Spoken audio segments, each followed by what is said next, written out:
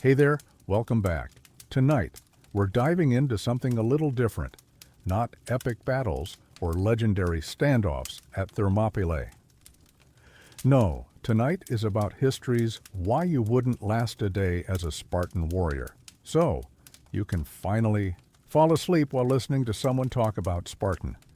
If you're here for the first time, thanks for clicking.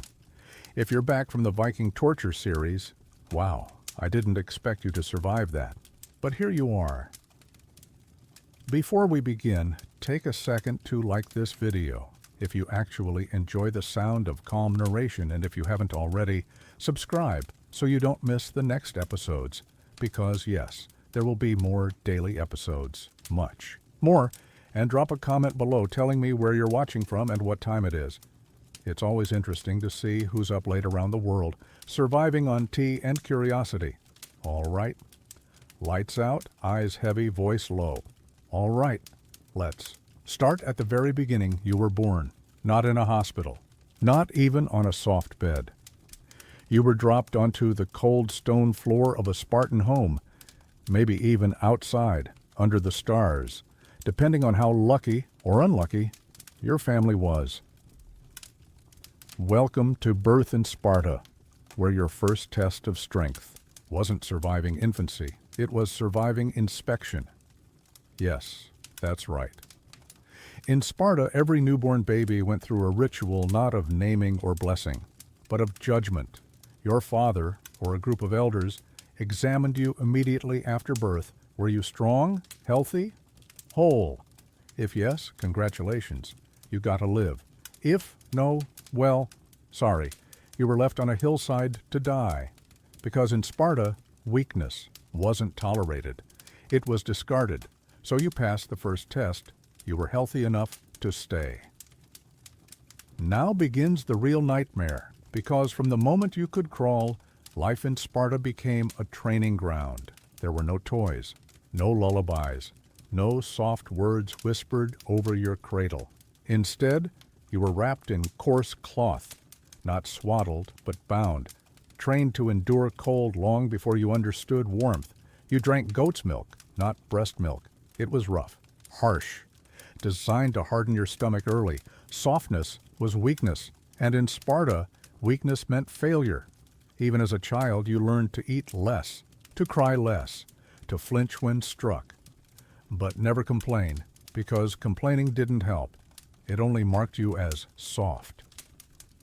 By age 5, you weren't playing games. You weren't chasing chickens or drawing in the dirt with sticks. Nope. You were already learning to steal. Food was scarce. Meals were controlled. And if you wanted to eat, you had to prove you could survive without being caught.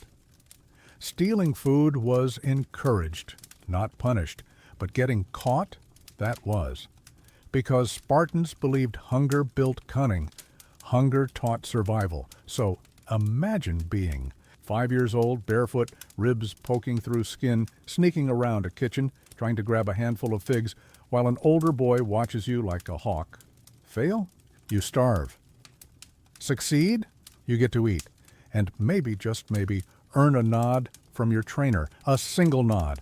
That was the highest praise you'd get until you were ready to kill someone. Because by age 7, your childhood was over.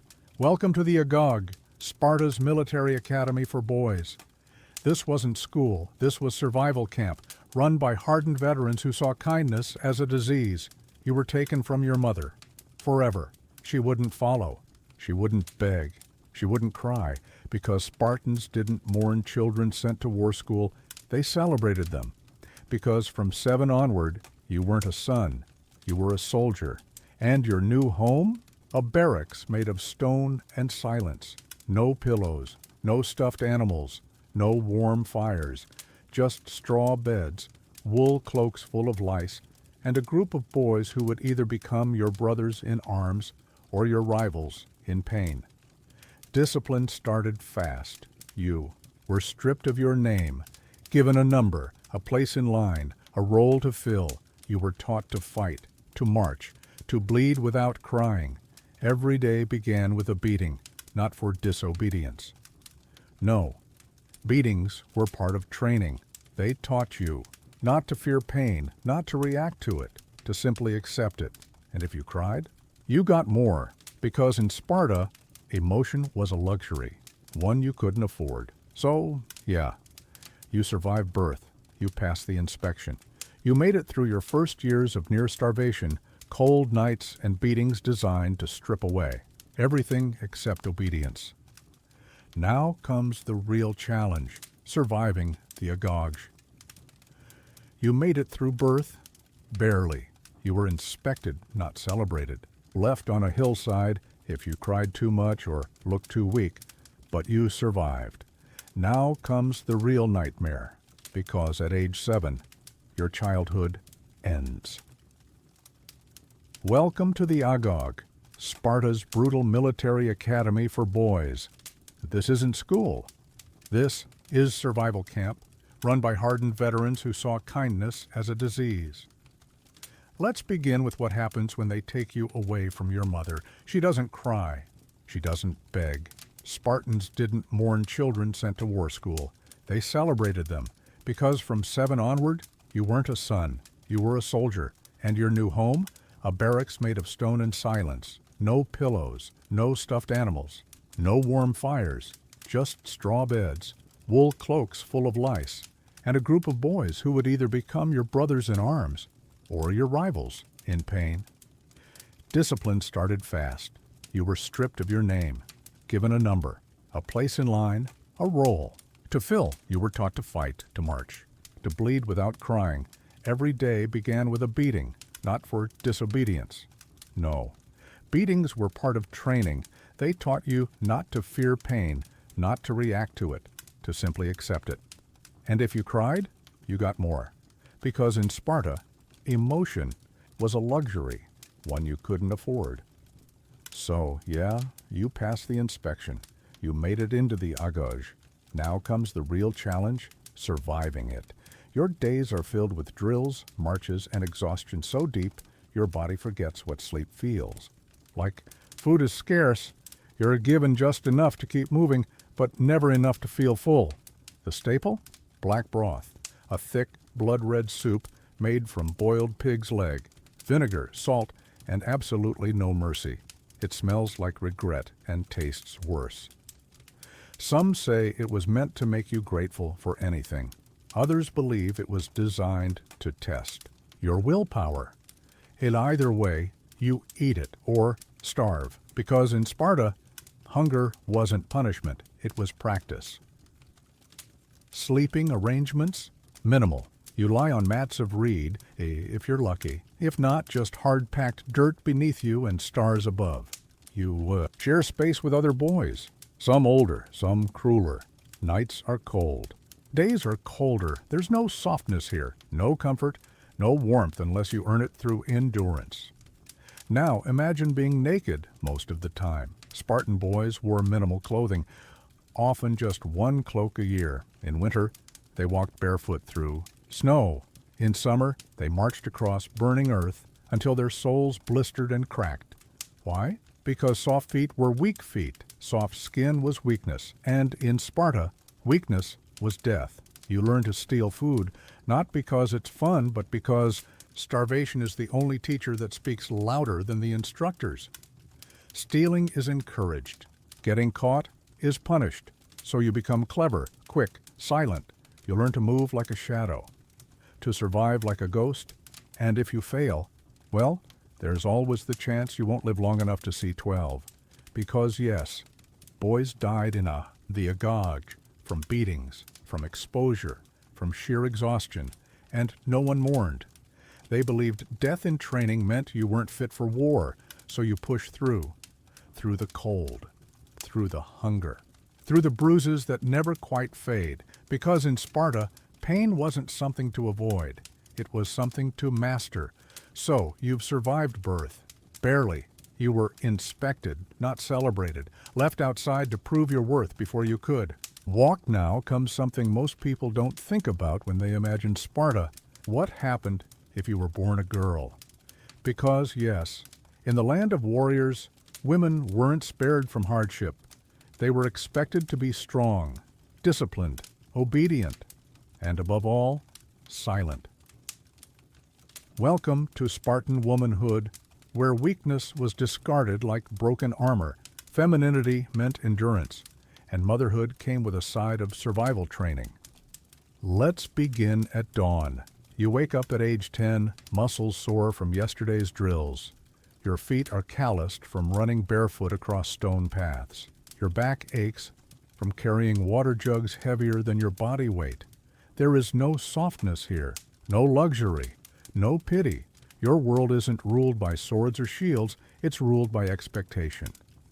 And yours is brutal, because while Spartan boys went to the Agog, the brutal military academy that broke their bodies and rebuilt them into soldiers, Spartan girls had their own version of hell, not as harsh as the men's, but just as unrelenting. From an early age, girls were trained to run, wrestle, dance, and endure physical trials designed to make them tough enough to survive childbirth and the men who ruled them. Marriage wasn't about love. It was about duty, and so was every part of your life. Now imagine growing up in a society that saw you not as a person, but as a vessel for future warriors, a womb for Sparta's next generation. That's right. Spartan women were valued, primarily for their ability to produce healthy sons. Unlike other Greek cities where women lived in seclusion, wrapped in silk and silence, Sparta allowed its women more freedom, not out of kindness, but necessity. Strong mothers made strong. Children, so you ran. You jumped. You lifted stones and danced under the sun until your skin burned. Ow. They wrestled. They raced. They performed ritual dances that mimicked war movements, but it wasn't about empowerment. It was about preparation for marriage, for pain, for giving birth on a straw mat without anesthesia, unless you counted wine, as medicine. Childbirth in Sparta was a battlefield of its own. No midwives whispered soothing words. No men hovered nearby. Just you, a few women, and the knowledge that death in labor wasn't rare. If you survived one pregnancy, great. If you survived 5, you were a hero, because yes. In Sparta, mothers who gave birth to many sons were honored like warriors. They got public recognition. Their names were remembered. But if you failed, well, failure meant death. Or worse, sterility. And in a city built on bloodlines, being barren was seen as betrayal. Now imagine living in a world where your value wasn't tied to your mind, your voice, or your dreams. It was tied to your pelvis. Because in Sparta, even your body wasn't truly yours. It belonged to the state. Like every man, every soldier, every citizen, you served Sparta first, and if you thought education would offer escape, too bad. Spartan girls didn't learn philosophy or poetry. They learned discipline. They learned how to fight illness through diet and exposure. They learned how to survive hunger, cold, and isolation, because if their husbands died in battle, they'd have to raise their sons alone. Yes, that was the Spartan way. Men lived in barracks until age 30. Women raised children solo, often with little help and less sympathy. And if you lost your husband early, don't expect mourning time. You remarried fast, because Sparta needed heirs. It needed families. It needed women who could bear loss like men bore spears. Now let's talk about marriage, because yes, in Sparta, even that was twisted into tradition. Weddings weren't celebrations, they were ambushes, literally, because the groom would kidnap the bride, not metaphorically. He'd sneak her away under cover of darkness, cut off her hair, dress her in male clothing, and leave her alone in a room, testing her strength, her fear, and her obedience. Then he returned days later. Why? To see if she had endured the weight, the silence, the discomfort. Only then would the marriage be completed. This wasn't romance, it was ritual, and it sent a message. Wives existed to serve their husbands, just like husbands existed to serve the state. And if you thought divorce was easy in Sparta, it was. But not for love. Divorce was handled like everything else, with logic. If a couple couldn't produce children, they parted ways. No shame, no scandal, Because again, Sparta cared about lineage, not feelings. Now, let's step inside the home, because yes. Even in private, Spartan women were watched. Their behavior dictated the strength of their family. Too emotional? Weak. Too soft? Dangerous. Too independent? Suspicious. In Sparta, women weren't sheltered. They were hardened. They ran in public. They spoke freely. They owned property, a rarity in ancient Greece. But they also lived under pressure because a woman who failed to raise strong sons was seen as a liability, and liabilities didn't last long in Sparta.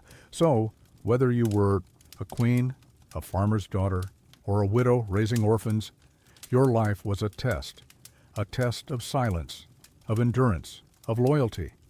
Because in Sparta, women didn't fight on the battlefield, but they bled for it. With every child they bore, with every night they spent waiting, with every son they sent off to die. Now comes something most people don't think about when they imagine Sparta.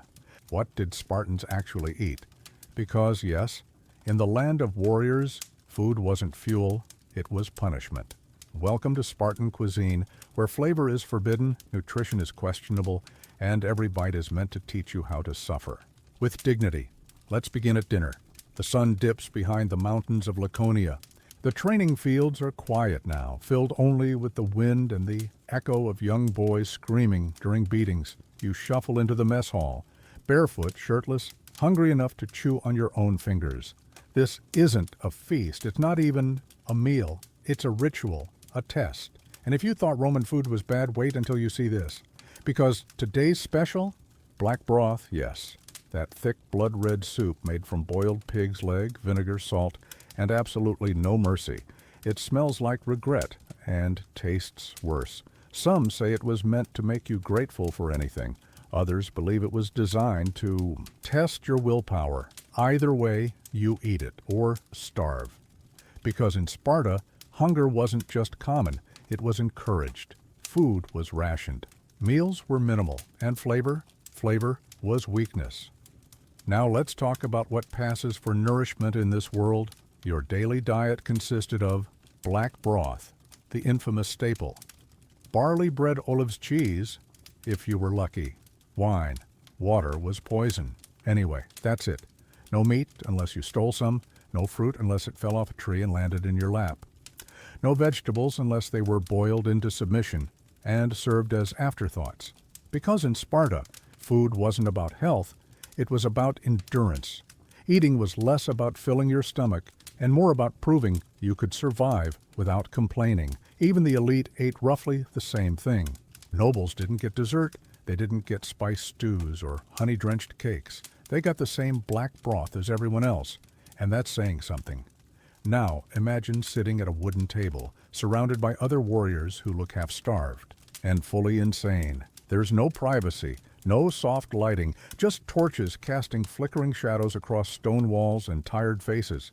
Men eat in silence. Talking during meals was discouraged, because in Sparta, eating together wasn't about bonding, it was about discipline. Each man sat with his unit, chewing slowly, swallowing quietly, and enduring the taste like he would a spear to the gut. Because, yes, even the act of eating was military training. You learned to eat fast, to eat little, to endure hunger between bites.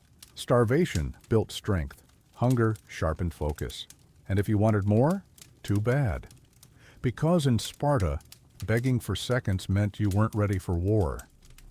Now let's talk about the real danger here, malnutrition. Yes, Spartans suffered from vitamin deficiencies, iron shortages, and digestive issues caused by a lack of fiber and variety. Their bodies were strong, but their teeth, rotting, their skin covered in sores, their energy levels, low. Because, let's be honest, black broth doesn't exactly scream protein shake. It was mostly fat and broth, with maybe a few scraps of meat floating around like ghosts. And cheese, only goat or sheep milk, hard, salty, and often rancid by the time you found it. Barley bread was coarse, dry, and sometimes full of grit. Imagine chewing something so rough it felt like you were gnawing on a rock. By age 30, most Spartans had worn down their teeth to nubs, and yet they still ate, still endured, still trained, because in Sparta, pain was purpose, and suffering was service. Now let's talk about how they drank. Because yes, water was rarely safe. So instead of sipping cool spring water, like modern humans, Spartans drank wine, weak watered-down wine mixed with herbs, sometimes diluted with vinegar. Because in Sparta, even pleasure was monitored, wine was consumed daily but never in excess. Drunk men were weak men, and weakness was punished. So while other Greek city-states celebrated symposiums, all-night drinking parties filled with poetry, debate, and flirtation, Spartans drank silently, in groups, and only enough to stay alert, because in Sparta, intoxication was a sin, unless it was used for initiation rituals.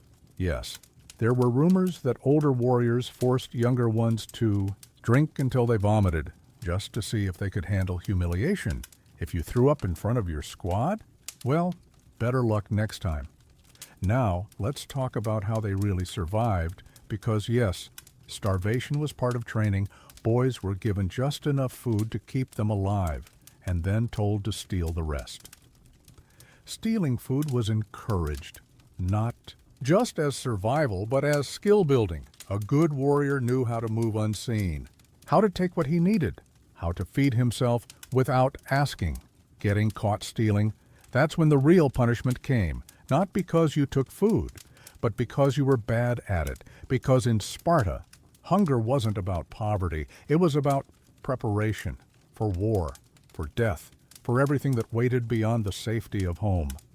Now, imagine living in a world where food wasn't comfort, it was control, a way to break your body before your mind cracked. And if you thought breakfast was any better, guess again. Morning meals were smaller than nightfall, sometimes just figs, or barley porridge, or stale bread soaked in wine. No eggs, no dairy. Definitely no sugar, just sour olives, harder bread, and the ever-present scent of sweat and fire. Because yes, even your kitchen smelled like battle.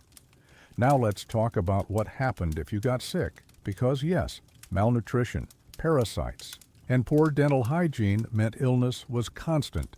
But doctors didn't exist in Sparta the way we know them.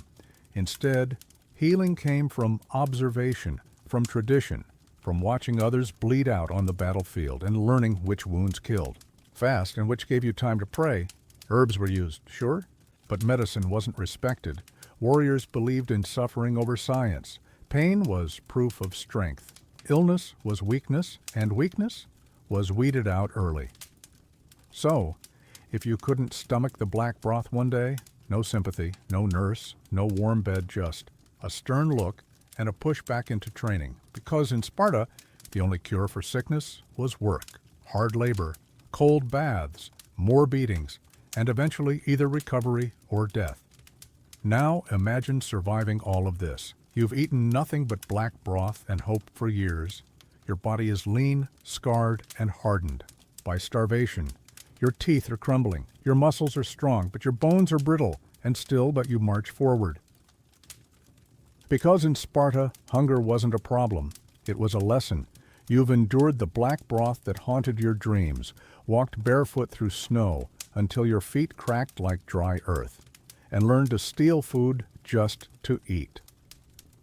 Now comes something most people do think about when they imagine Sparta. War, but not the kind with glory, banners, or dramatic speeches under thundering skies. Nope, welcome to Spartan warfare, where death was honorable, pain was expected, and survival was optional. Let's begin at dawn. The sun rises over the rocky hills of Laconia. The air is sharp with cold, filled with the scent of sweat, iron, and fear. You stand in formation, silent, still, stripped of emotion. Your body is lean from years of starvation. Your skin is scarred from beatings and battles alike. You wear a bronze breastplate that digs into your ribs, a helmet that muffles your senses, and a heavy shield, the hoplon, the only thing more sacred than your life. Because in Sparta, to lose your shield was worse than death. To return home without it, shame. To return carrying it, glory. To return dead upon it, a privilege.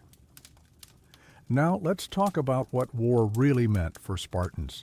It wasn't about conquest. It wasn't about land. It was about discipline, about proving you could endure pain longer than your enemy, and about making sure every drop of blood spilled served the state. Because, yes, Spartans didn't fight for themselves. They fought for Sparta, and Sparta demanded everything.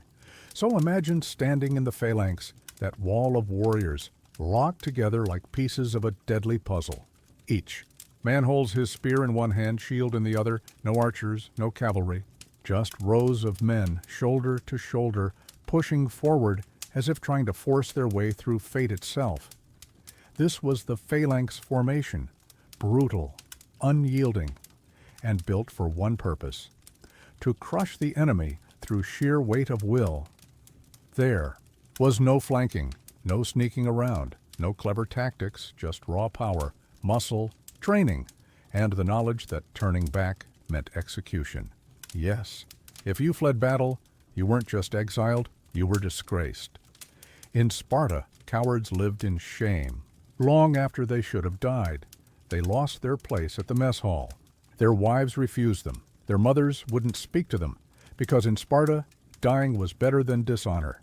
Now, let's step into the chaos. You charge forward, not with a war cry, but with silence.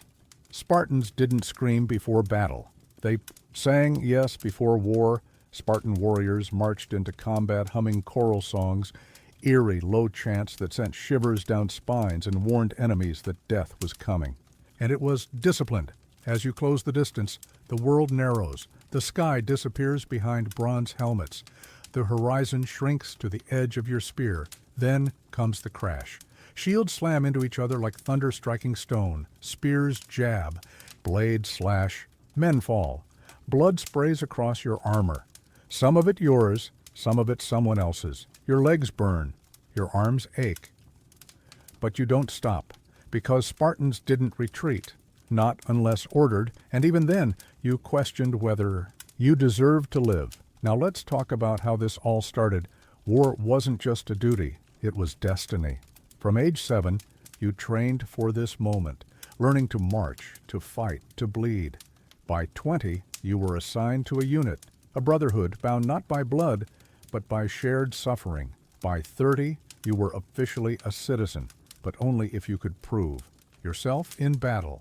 Because in Sparta, citizenship came with a sword, and if you failed to wield it, well, you weren't really a Spartan anymore. Now imagine fighting in full gear.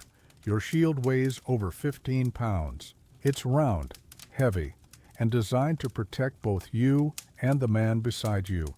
Your spear is 9 feet long, used for thrusting, not throwing. You didn't waste energy tossing weapons when you could stab straight through a man's chest. And your sword? A short blade reserved for last resort, usually when the spear snapped or the enemy got too close. Everything about Spartan warfare was simple. No fancy tricks, no siege engines, no clever traps, just brute force, discipline, and the ability to suffer longer than the enemy, because Spartans believed pain was a weapon. That hunger, exhaustion, and endurance gave them an edge. While other Greek soldiers wore sandals, Spartans went barefoot so they'd be tougher on rough terrain. While others whined about camp rations, Spartans ate less so they'd never grow soft. While other armies celebrated victories with feasts, Spartans returned to training. Because in Sparta, war wasn't just something you won, it was something you prepared for constantly. Now, let's talk about leadership. Because yes, Spartans had generals, but they also had kings, 2 of them. Yes, Sparta was unique among Greek city-states in that it was ruled by a dual monarchy, 2 kings who led in times of war. One king commanded from the front, the other stayed behind to govern. But even kings were under control. They answered to the ephors, savasa, 5 elected officials who held more real power than royalty. Yes, kings could be fined, kings could be executed, because in Sparta, no one was above the law, except maybe the law itself. Now imagine, living in a world where your entire existence revolved around readiness. Men didn't retire from the military. They died in it. At age 60, you were finally allowed to sleep in your own home, assuming you hadn't already been killed, maimed, or left for dead on some foreign battlefield. Even marriage didn't offer comfort. Husbands rarely lived with their wives until age 30, and even then visits were brief, formal, and often awkward. Romance was discouraged. Love was seen as weakness, because in Sparta, the only loyalty that mattered was to the state. Now, let's look at the ultimate test, Thermopylae 100. Spartans, one narrow pass. An army of Persians descending like locusts. You know the story. You've seen the movies. You've heard the legends. But here's what they don't tell you. The 300 didn't go willingly. They were ordered. Leonidas, the king who led them, knew he was sending himself and his men to die. He brought only Spartans because only Spartans were expected to face certain death and still obey. Because, yes, Spartans were taught to die without question, to bleed without complaint, to kill without hesitation, and to believe that the battlefield was the only place a true Spartan could die with honor. So, when the arrows darkened the sky, when the spears flew like hail, when the Persian swords cut through flesh like wind through wheat, the 300 stood firm, shoulder to shoulder, shield to shield, until the last man fell. And yet, even in death, they won, because Thermopylae became legend. A single stand against impossible odds, a lesson in obedience, sacrifice, and the cost of pride. Now, let's talk about what happened when Spartans weren't dying gloriously. Because yes, Sparta didn't just fight epic battles. They fought constantly against neighboring city-states, against rebellious helots, against anyone who threatened their dominance. Helots, the enslaved population of Sparta, outnumbered citizens 10 to 1, and every year Spartans declared war on them. Yes, that was official policy because killing slaves wasn't murder. It was practice. Helot killings were encouraged, even rewarded. Boys were sent out alone with knives to hunt and kill, a ritual called the crypteia. No trial, no mercy, just sanctioned assassination. Because in Sparta, strength wasn't just earned on the battlefield. It was tested in the shadows. Now imagine returning from war. No parades, no medals, no thank you for your service. Instead, you returned to silence, to discipline, to another day of training. Because in Sparta, victory didn't mean peace. It meant preparing for the next war, and there was always a next war. Now comes something most people don't think about when they imagine Sparta. What did daily life actually look like?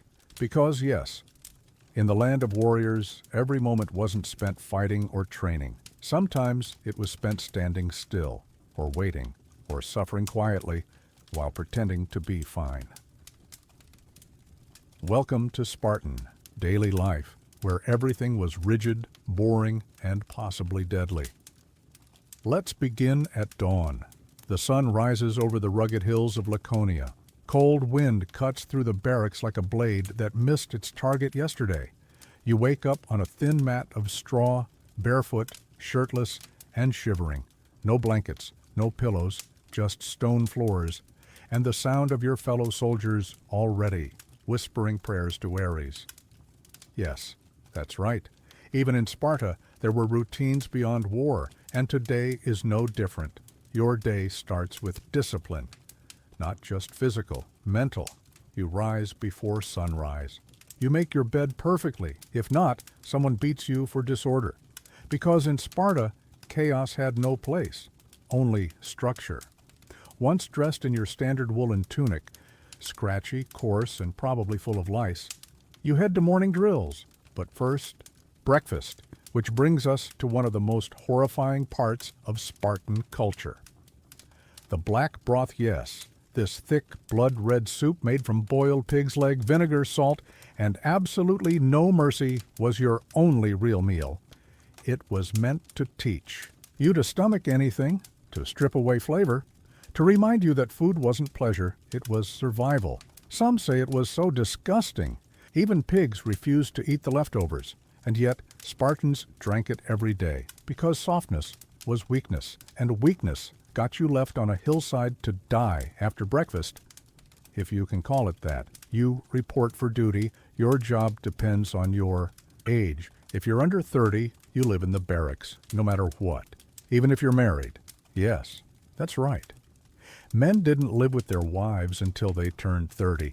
Until then, you either snuck out to see her or gave up entirely.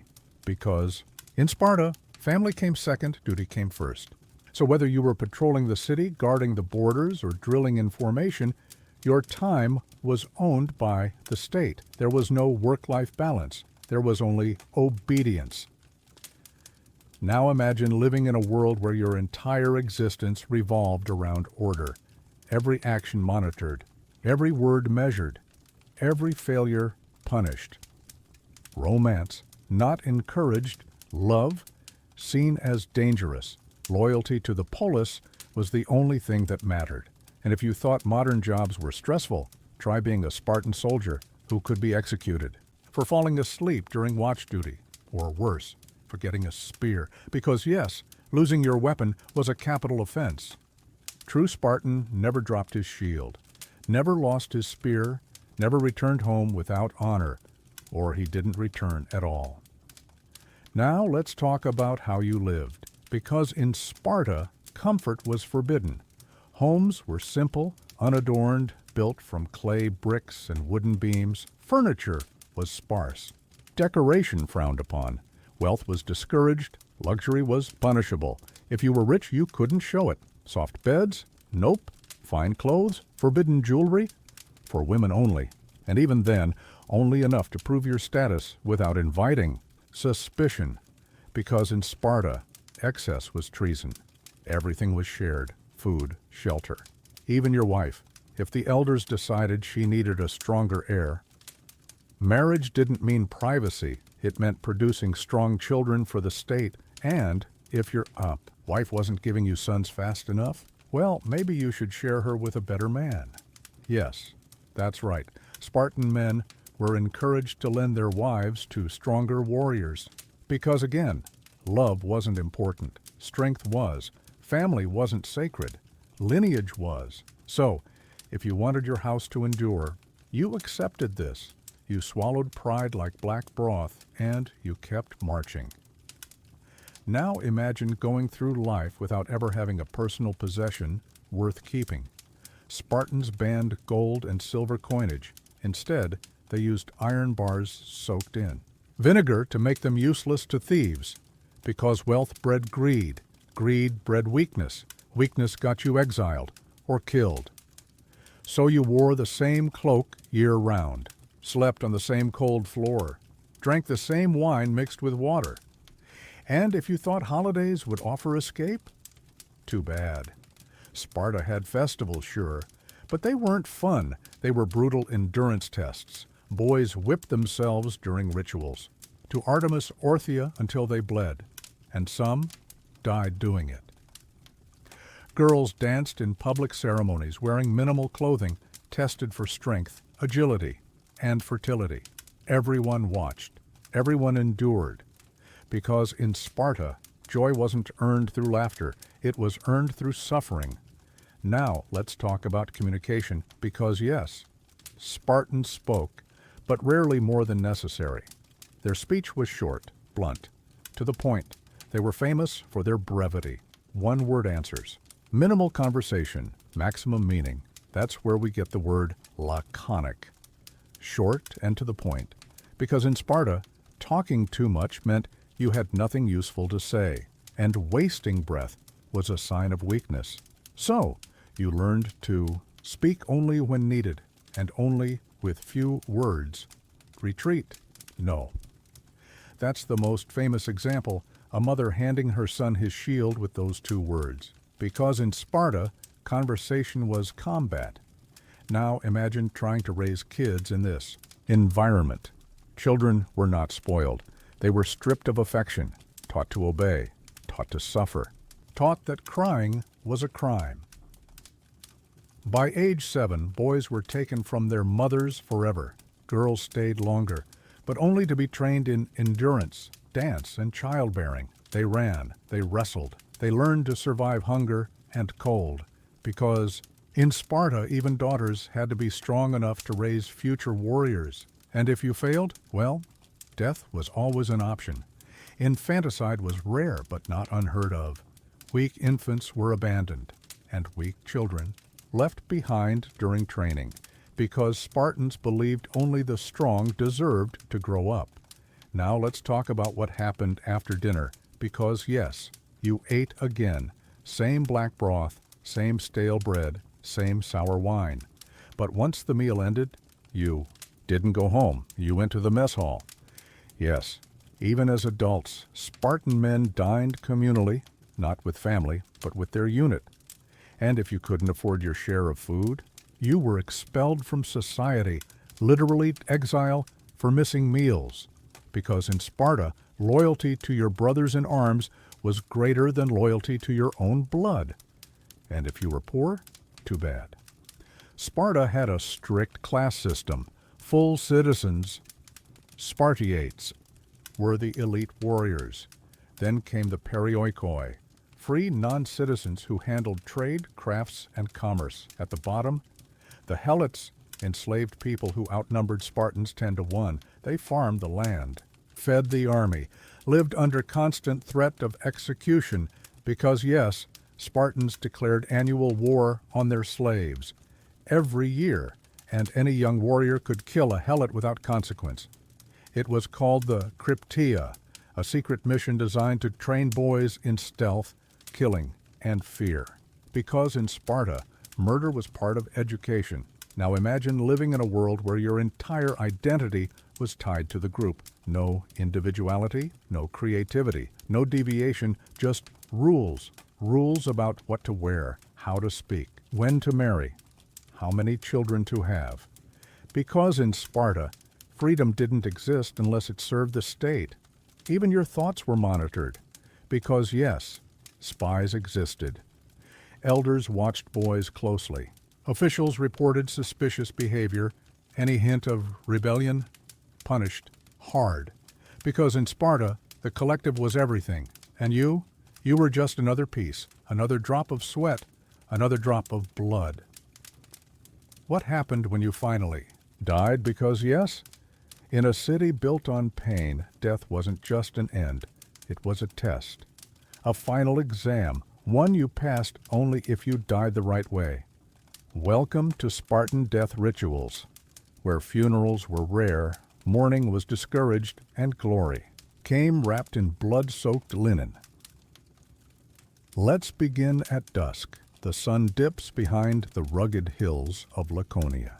The training fields are quiet now, filled only with the wind and the echo of young boys screaming during beatings. But today, the screams have stopped, because today you're dead or close to it. And whether you died in battle, in the barracks, or simply collapsed from exhaustion while carrying water for your unit, your body is no longer yours. It belongs to Sparta. And Sparta had rules, even for the dead. Let's start with what happened if you fell in war. This was the ideal death. The honorable one? If you died fighting, your body was brought home. Sort of. There was no embalming, no preservation, just a quick wash, a wrap in linen or wool, and a single olive branch placed in your hand. That branch meant you died as a warrior, not just once, but forever. And if you were lucky enough to die at Thermopylae, well, your name might live on. But for most Spartans, anonymity ruled even in death. Because in Sparta, individuality was dangerous. Glory belonged to the state. So your funeral wasn't about you, it was about reinforcing the myth. Yes, that's right, Sparta didn't mourn its fallen like other Greek states. They celebrated them with discipline, control, and almost no emotion. Public mourning was banned. Wailing? Forbidden. Tearing clothes? Punishable. Overly emotional ceremonies? Unpatriotic, because in Sparta, grief was weakness, and weakness had no place in the land of warriors. So instead of weeping over your corpse, your family stood silently. They watched. as your body was carried to the grave by fellow soldiers, not because they loved you, but because they respected tradition.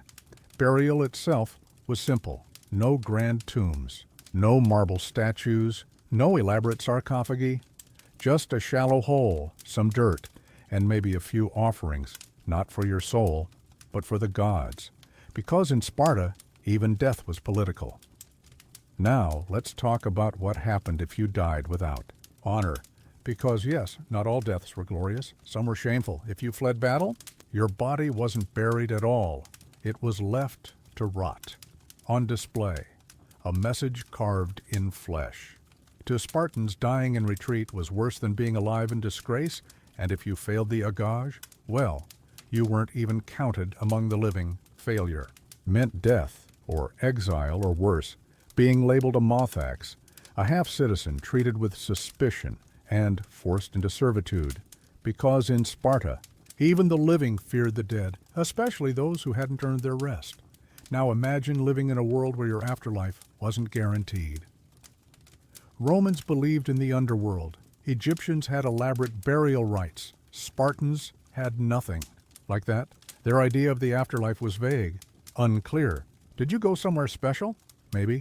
But no one wrote songs about it, because in Sparta the only thing that mattered was how you lived and how you died.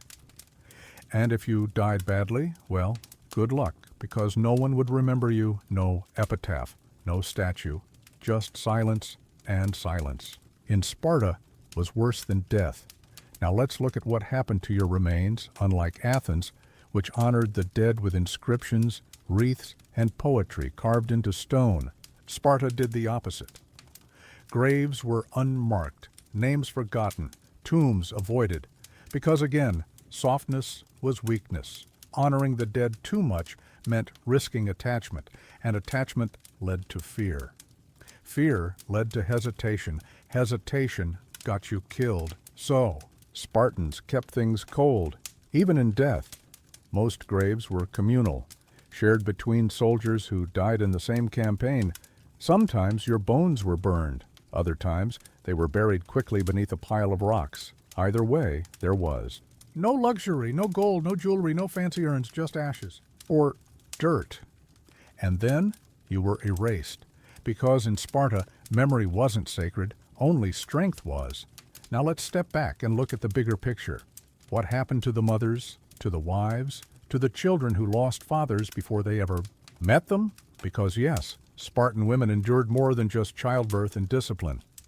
They endured loss every day, every year, every generation. A mother in Sparta didn't raise her sons to love them. She raised them to leave, to fight, to die. And if they returned alive, well, that was awkward.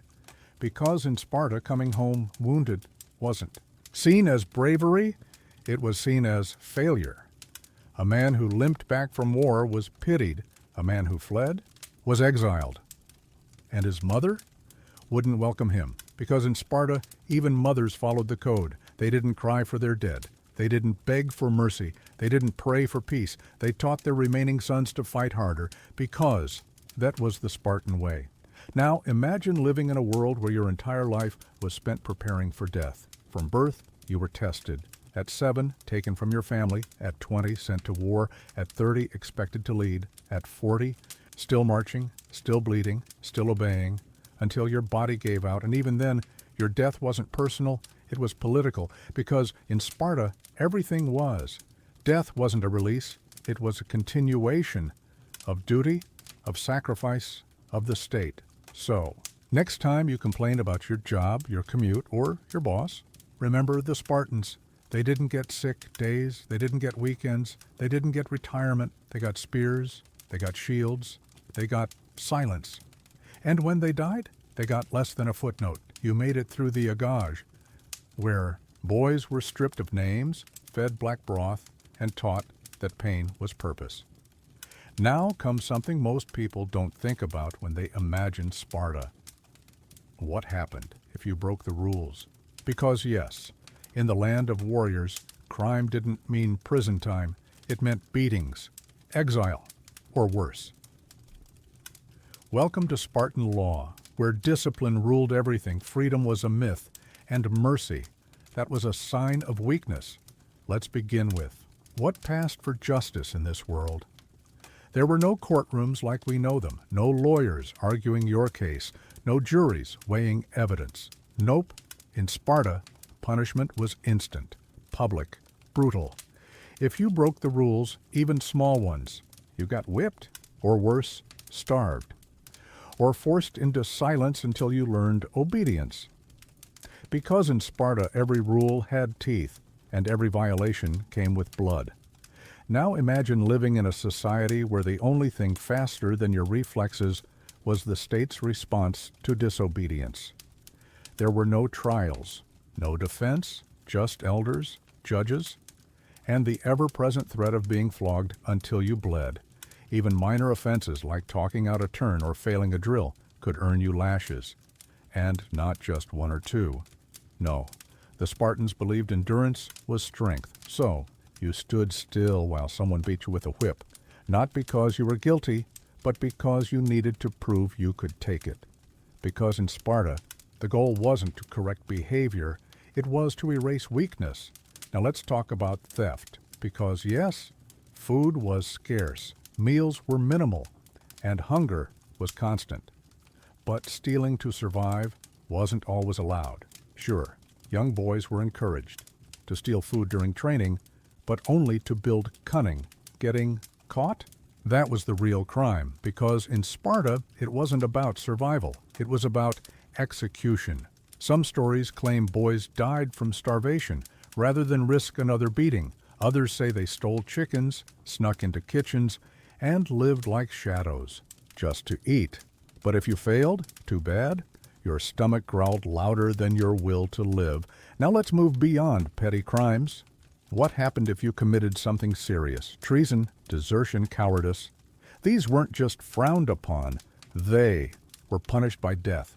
Yes, the cowards were executed, not in secret, not with dignity. No, they were shamed publicly before their sentence. Imagine surviving war only to be dragged before the city and branded a traitor for running from battle. You wouldn't be executed immediately.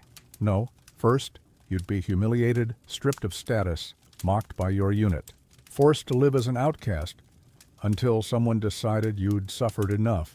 Then came the end. Crucifixion, maybe. Stoning, possibly. Or simply left to die in the wilderness. No food, no weapons, no hope. Because in Sparta, shame was the first. Punishment, death, was just the final one. Now imagine being a helot, a member of Sparta's enslaved class. This was worse than being a citizen, because yes, Spartans were citizens, but helots, they were property, a population outnumbering their masters 10-1, and Sparta hated them, feared them, hunted them. Every year, the Spartan government declared war on the helots. Officially.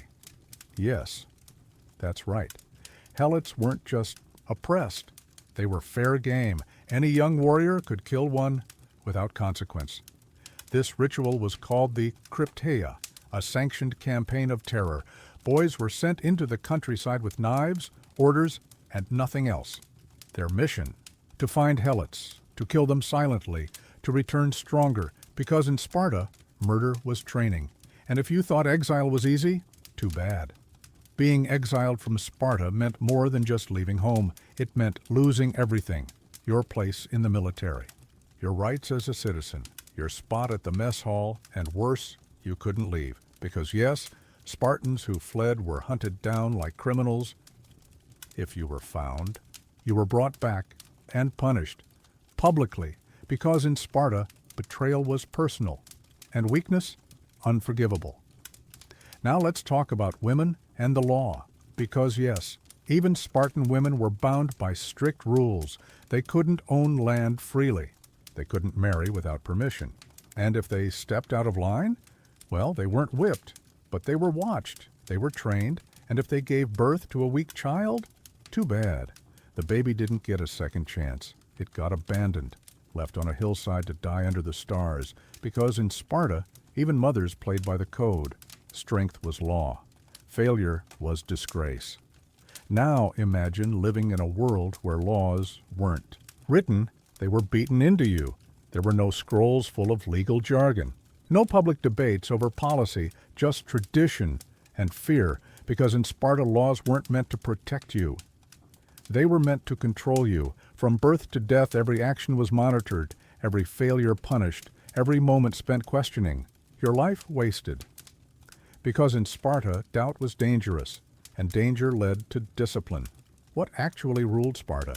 Because yes, in the land of warriors, it wasn't just spears and shields, it was laws.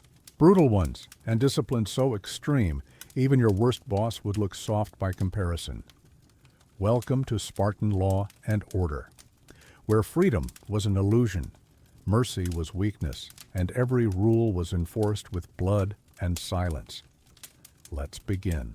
At dawn, the sun rises over the rugged hills of Laconia.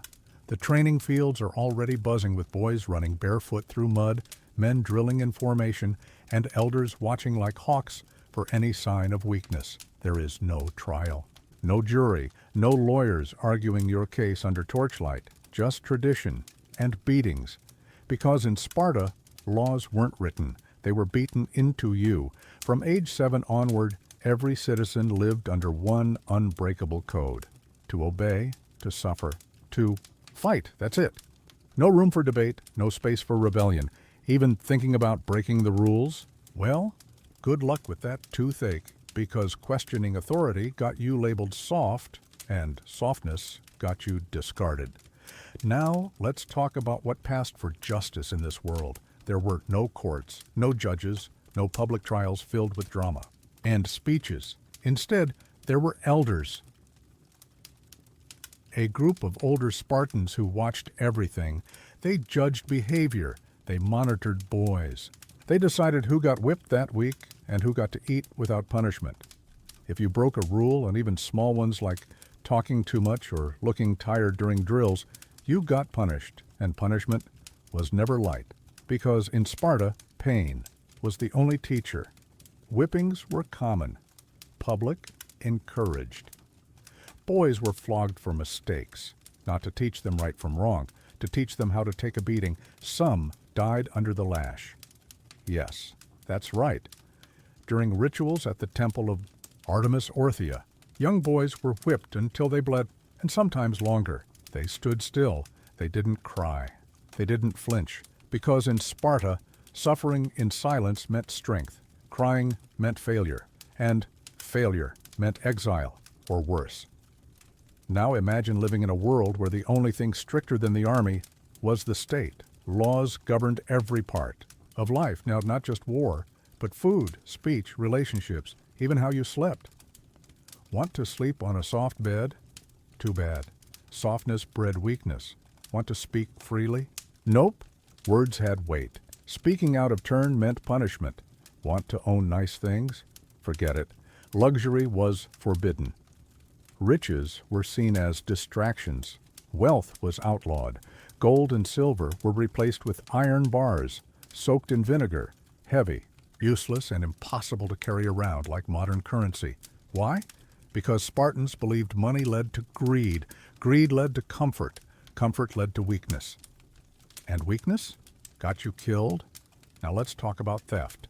Because yes, stealing was technically illegal, but only if you got caught. Stealing food was encouraged as a way to build cunning. Getting caught stealing, that's when the real punishment came. Not because you took something, but because you were bad at it. Because in Sparta, survival depended on skill, not morality. Now imagine being accused of something serious: adultery, cowardice, treason. These weren't just crimes, they were existential threats. Because in Sparta, everything revolved around the state, your body, your time, your loyalty. If you betrayed any of those, you weren't sentenced. You were erased. Cowards lost their place in society. They couldn't marry, couldn't dine with fellow citizens, couldn't hold status. They became ghosts among the kitty. Living and traitors? Well, they didn't get last meals. They got last breaths. Because treason meant execution, often in silence, often in secret. No grand speeches, no final words, just a blade or a spear, or a well-placed betrayal from someone you trusted. Now let's talk about women and the law, because yes, Spartan women weren't spared from legal control. They were free compared to other Greek women. They owned property. They spoke openly. They exercised, wrestled, and ran like athletes. But they still lived under the thumb of Spartan culture. Marriage was mandatory. Romance was optional. Divorce was allowed, but not easy, and if a woman failed to produce strong sons, she was seen as failing her duty to Sparta, because in Sparta, reproduction was law. Mothers were expected to give birth to warriors. Weak children were left on hillsides, because in Sparta, the future was earned before birth. Now let's step into the barracks. At age 30, if you made it that far, you finally got to live with your wife. Finally, some privacy, except not really, because yes, even marriage was tied to the military. Men were still required to drill daily, still expected to serve, still forced to prove themselves stronger than their neighbors. Love wasn't the point, strength was. And if you thought family life would offer escape, too bad. Children were still taken from mothers at age 7. Husbands still belonged to the state first, and wives still lived under pressure. Because in Sparta, no one truly owned themselves. Everyone served, everyone obeyed, everyone suffered. Now imagine living in a world where crime wasn't about intent. It was about consequences. Killing an enemy in battle? Honored. Killing a helot? Practiced. Murder, if done in the right context, was just another form of discipline. Helots were enslaved people who outnumbered Spartans 10 to 1, and Spartans hated them, feared them, hunted them. Every year the ephors, 5 elected officials who ruled Sparta alongside kings, declared war on the Helots. This wasn't metaphorical. It was official policy. Young Spartans were sent out with knives to kill Helots quietly. This ritual was called the crypteia. It was training and terror, because in Sparta, murder wasn't a crime. It was practice. Now let's talk about leadership, because yes, Sparta had kings, 2 of them, but they didn't rule alone. They answered to the ephors, 5 elected officials with more power than royalty. They held authority over everything: military law, education, and even personal conduct. If a king stepped out of line, he was fined, impeached, sometimes executed, because in Sparta, even rulers were under control. Power wasn't inherited. It was tested, and if you failed, you didn't retire, you died. Now let's talk about the ultimate crime, cowardice. In many cultures, running from battle might earn you shame. In Sparta, it earned you death, or worse. Because yes, cowards didn't die quickly. They were exiled, shunned, forced to live in disgrace. They lost their place at the mess hall. Their wives wouldn't touch them. Their mothers refused to speak to them. And if they tried to return, too bad. They were hunted down like traitors. Because in Sparta, dying in battle was honorable. Surviving without honor, unforgivable. Now imagine living under these laws. No rights, no freedom, no mercy, just obedience and pain. Because in Sparta, discipline wasn't just taught, it was carved into your bones. What happened when you finally died? Because yes, in a city built on pain, death wasn't just an end. It was a test, a final exam, one you passed only if you died the right way. Welcome to Spartan death rituals, where funerals were rare, mourning was discouraged, and glory came, wrapped in blood-soaked linen. Let's begin at dusk. The sun dips behind the rugged hills of Laconia. The training fields are quiet now, filled only with the wind and the echo of young boys screaming during beatings. But today, the screams have stopped, because today, you're dead, or close to it. And whether you died in battle in the barracks, or simply collapsed from exhaustion while carrying water for your unit, your body is no longer yours. It belongs to Sparta, and Sparta had rules, even for the dead. There were no elaborate tombs, no marble statues, no fancy urns, just a shallow hole, some dirt, and maybe a few offerings. not for your soul, but for the gods, because in Sparta, even death was political. Now imagine living in a world where your afterlife wasn't guaranteed. Romans believed in the underworld. Egyptians had elaborate burial rites. Spartans had nothing like that. Their idea of the afterlife was vague, unclear. Did you go somewhere special? Maybe, but no one wrote songs about it, because in Sparta, the only thing that mattered was how you lived, and how you died, and if you died badly. Well, good luck, because no one would remember you, no epitaph, no statue, just silence. And silence in Sparta was worse than death. So what did happen when someone died? Very little. Public mourning was banned. Wailing, forbidden. Tearing clothes, punishable, overly. Emotional ceremonies, unpatriotic. Because in Sparta, grief was weakness, and weakness had no place in the land of warriors. So instead of weeping over your corpse, your family stood silently. They watched as your body was carried to the grave by fellow soldiers, not because they loved you, but because they respected tradition. Burial itself was simple. No grand pyres, no gold-lined coffins, just a woolen shroud, a quick wash, and a final journey into the earth. If you were lucky, your remains were burned. Cremation was more common among elite warriors. If not, you got buried fast, too fast, sometimes before death was even confirmed. Because in Sparta, delay meant decay, and decay was dangerous. So whether you were laid to rest or set on fire, the message was clear. You served Sparta until the end. Even in death, your body wasn't truly yours. Now, let's talk about what happened to your legacy. Because yes, Spartans didn't build memorials. They didn't write poetry about fallen comrades. They didn't carve names into stone. They erased you, not out of cruelty, out of discipline. Because in Sparta, individuality was dangerous. Glory belonged to the state, and the state didn't mourn individuals. It celebrated the collective, so your name faded. Your face disappeared from history. Your bones became part of the soil. Unless you died at Thermopylae then, maybe your name lived on, because in Sparta, dying gloriously in battle was the only real path to immortality. Leonidas and his 300 became legend, not because their story was unique, but because they played the game perfectly. They obeyed. They bled. They died without complaint, and Sparta rewarded them with memory. Still, most men weren't so lucky. They died quietly, in training accidents, from wounds gone septic, from exposure, from hunger, and no one sang about them. No one carved their name. No one lit candles, because in Sparta, only the state remembered, and the state rarely whispered. Now let's step back and look at what happened to mothers, to wives, to children who lost fathers before they ever met them. Because yes, Spartan women endured more than just childbirth. And discipline, they endured loss every day, every year, every generation.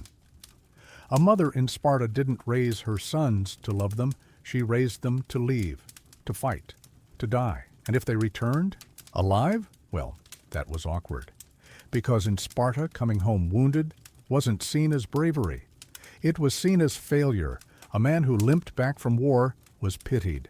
A man who fled was exiled, and his mother wouldn't welcome him, because in Sparta even, mothers followed the code. They didn't cry for their dead. They didn't beg for mercy. They didn't pray for peace. They taught their remaining sons to fight harder because that was the Spartan way. Now imagine living in a world where laws governed everything, even death. Kings were buried with weapons, shields, and symbols of power. Common citizens got nothing. Their graves were unmarked, their bodies forgotten.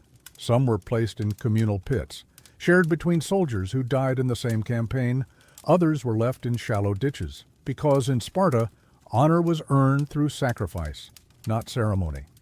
Now let's talk about what happened if you died without honor, because yes, not all deaths were glorious if you fled battle. Your body wasn't buried at all. It was left to rot on display. A message carved in flesh. To Spartans, this was the ultimate punishment. Not exile, not shame, but being denied a grave, being denied remembrance. Because in Sparta, death without ritual meant you were unworthy of eternity. Now let's talk about the final truth. You never really owned your life. From birth you were tested. At 7, taken from your mother. At 20, sent to war. At 30, allowed to marry, but still ruled by duty. At 40, still marching, still bleeding, still obeying, until your body gave out. And even then, your death wasn't personal. It was political. Because in Sparta, everything was. Death wasn't a release. It was a continuation of service, of sacrifice, of the own state. So next time you complain about your job, your commute, or your boss, remember the Spartans. They didn't get sick days. They didn't get weekends. They didn't get retirement. They got spears. They got shields. They got silence. And when they died, they got less than a footnote. So you've survived birth, barely. You passed the inspection, avoided being left on a hillside to die, and somehow made it through the agage without losing an eye or getting stabbed by your best friend. Now comes something most people don't think about when they imagine Sparta. What if you just couldn't handle it? Because yes, in the land of warriors, pain wasn't just accepted, it was worshipped. Your entire life revolved around discipline, obedience, and silence. From age 7, you were stripped of your name, given a number, a place in line, a role to fill. You learned to fight, to march, to bleed, and yet, even after all that, you wouldn't last a day. Welcome to the final truth about Sparta, where strength ruled everything and softness meant death. Let's begin at dawn. The sun rises over Laconia. Cold wind cuts through the barracks like a blade that missed its target yesterday. You wake. Up on a thin mat of reeds, muscles sore from yesterday's drills. No pillows, no warm blankets, just wool cloaks full of lice and frostbite waiting to happen. Breakfast is black broth, a thick blood-red soup made from boiled pig's leg, vinegar, salt, and absolutely no mercy. It smells like regret and tastes worse. Some say it was meant to make you grateful for anything. Others believe it was designed to test your willpower. Either way, you eat it or starve, because in Sparta, hunger wasn't punishment, it was training. Now imagine living in a world where your entire identity was tied to the group.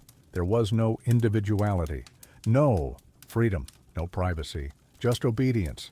Every action monitored, every word measured, every failure punished. And if you thought modern jobs were stressful, try being a Spartan soldier who could be executed for falling asleep during watch duty, or for getting a spear, or smiling. Yes, smiling was discouraged, because in Sparta, emotion was weakness, and weakness got you exiled, or worse, it got you labeled unfit for war.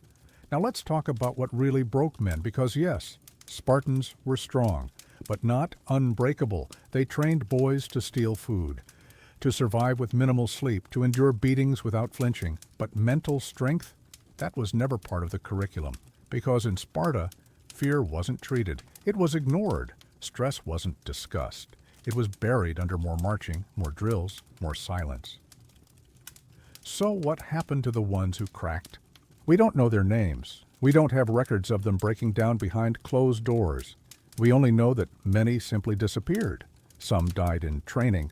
Others fled into the wilderness, hunted like deserters. Because in Sparta, quitting wasn't an option, and survival didn't mean peace. Now imagine standing in formation, shoulder to shoulder, shield to shield. The enemy charges, dust kicks up, spears gleam in the morning light. Your body tenses, your grip tightens, then comes the crash.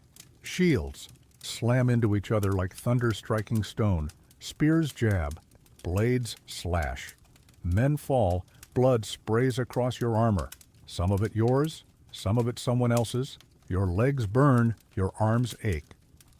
But you don't stop, because Spartans didn't retreat, not unless ordered, and even then you questioned whether you deserved to live.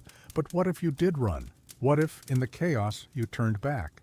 Too bad. Desertion was treason, and treason was punishable by death. No trial, no jury, just exile or execution.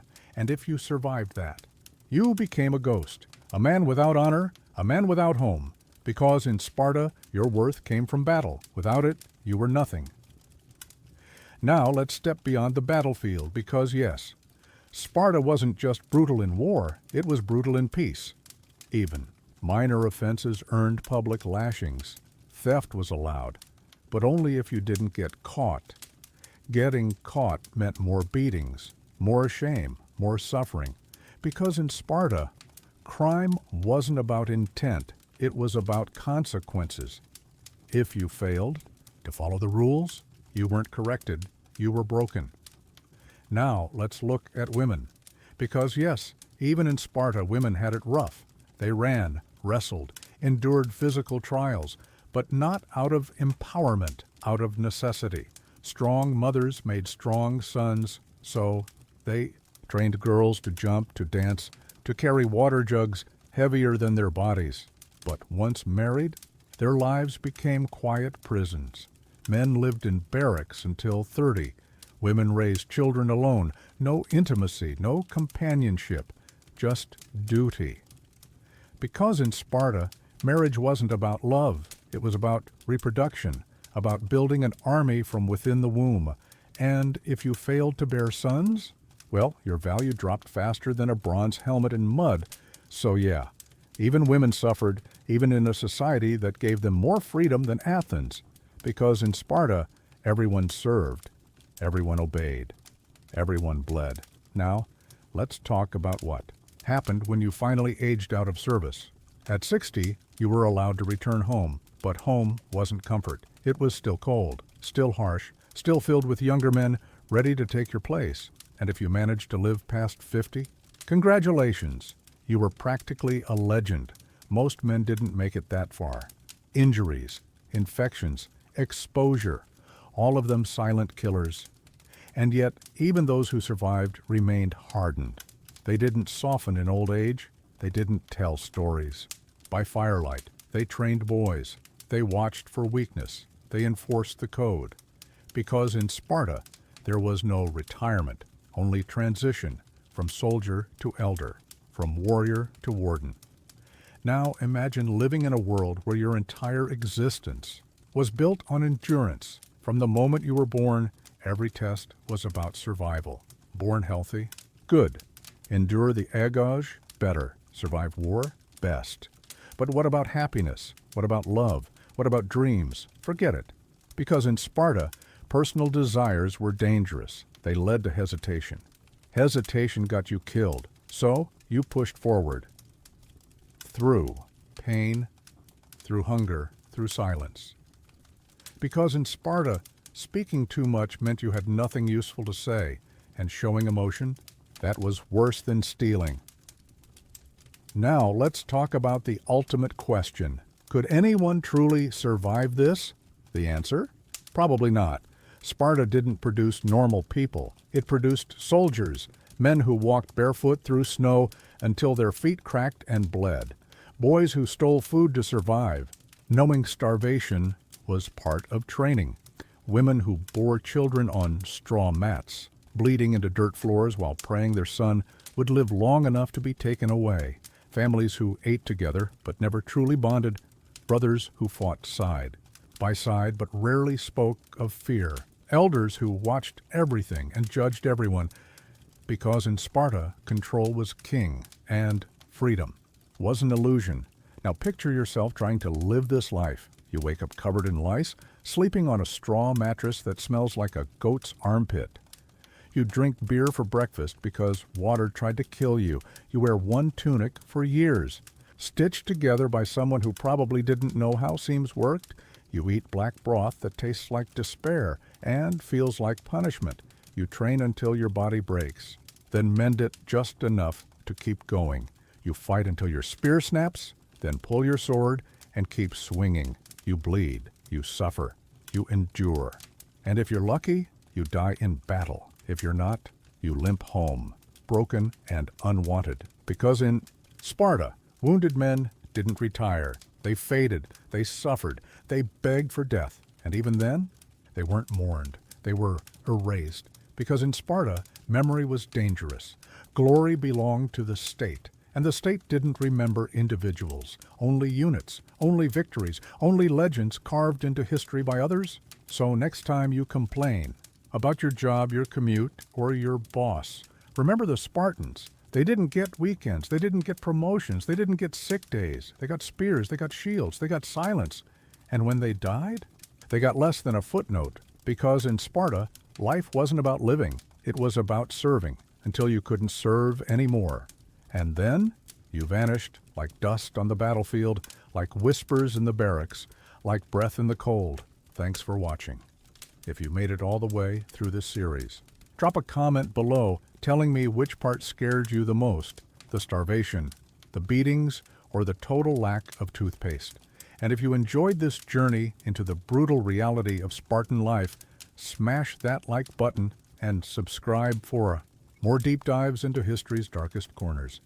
Until next time, stay lucky, stay healthy, and whatever you do, don't actually become a Spartan.